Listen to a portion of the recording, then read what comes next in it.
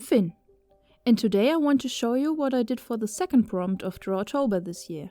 The prompt is Wicked Apothecary, and yes, I looked that up how to say that word. And it lasts for 5 days. So I will show you the first 4 drawings and then I draw the 5th one on camera. It's the second prompt already, and if you want to see the drawings for the first prompt, you can click the link in the upper right corner or in the description down below. In the first video, I also explain what DRAWTOBER is and what I want to do. Okay, so without further ado, let's get right into it, shall we? Okay, so Wicked Apothecary. I want to do creepy creatures for all or at least most of the prompts, so I thought I'd draw some plant monsters. First thing came to mind were poisonous or healing plants. The discrepancy between the both is often non-existent, because the difference between a poison and a cure is most often just the doses. So, just like with the plant Belladonna or Deadly Nightshade, which I used for reference for this creature. The plant is highly toxic, as the name suggests, but can in really small doses be used to treat, for example, stuff like nausea and vomiting or insomnia. But don't do this yourself. The doses has to be so small, it usually has to be extracted in a lab environment. But yeah, I gave the flower teeth and berries on them as eyes. The style and stigma became a tongue. My creature ended up with 2 heads. The next one is the stereotypical plant when it comes to witchcraft. The Mandrake. It has funky roots that could be seen as a tiny person with a lot of imagination. According to legend, the root screams and kills everybody who hears it. You might know it from Harry Potter. But it's still an actual plant, well, minus the tiny screaming person as a root, of course. The plant is used as a hallucinogenic, narcotic or pain relief. As for the drawing, I'm not happy how the contrast is basically not existent. But other than that, I like how the little guy turned out. He's so round.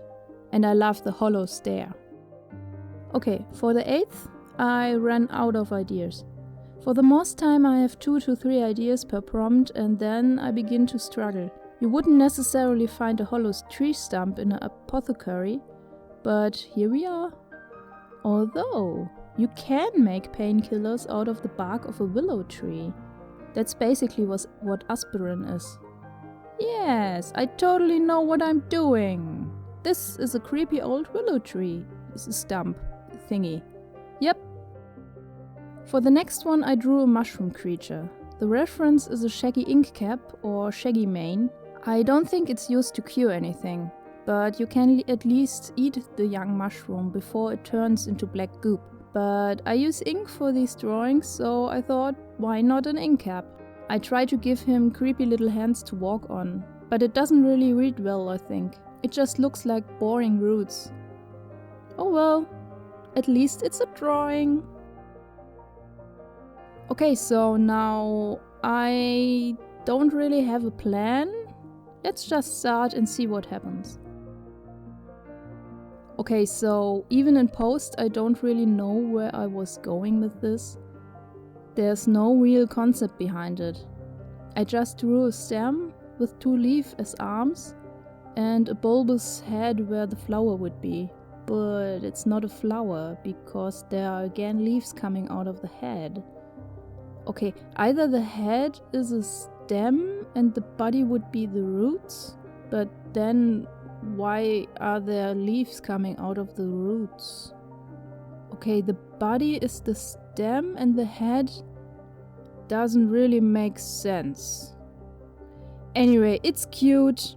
Wait, I wanted it to be creepy, not cute. Well, ta-dum.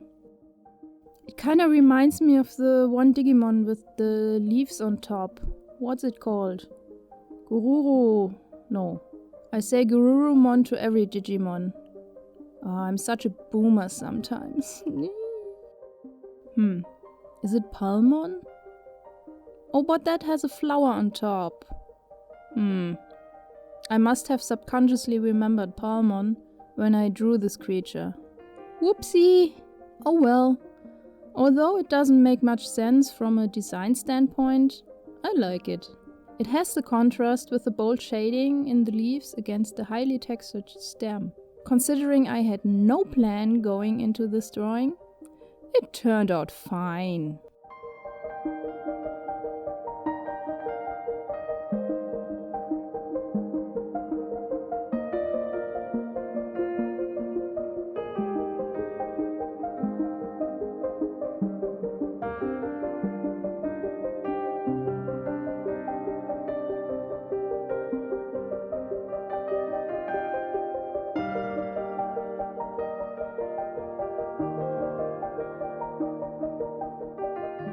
Okay, so these 5 fellas didn't turn out as creepy as I would hoped, but I'm still doing DRAWTOBER and I see that as a victory. Nonetheless, I like how the creatures turned out. I really like the harsh shadows, but also the textures, like for example the tree bark. I think I will try to keep these traits for the next drawings. I'm excited to see what the rest of DRAWTOBER holds.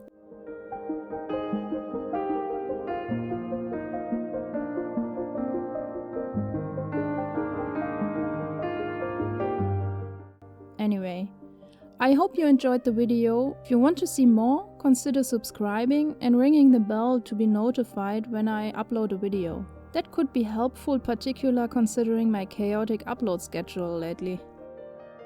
Oh, well, that being said, I don't know when the next video will be ready. I just started a daily therapy and don't have much mental capacity or time left at the moment for YouTube.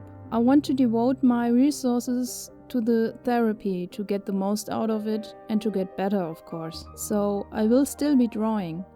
If you want to follow me on Instagram, you can see the illustrations. Link is in the description. But also, I hope to manage to make a tour of all my DRAWTOBER drawings at the end. But don't hold me on that. The therapy will last about 6 to 8 weeks.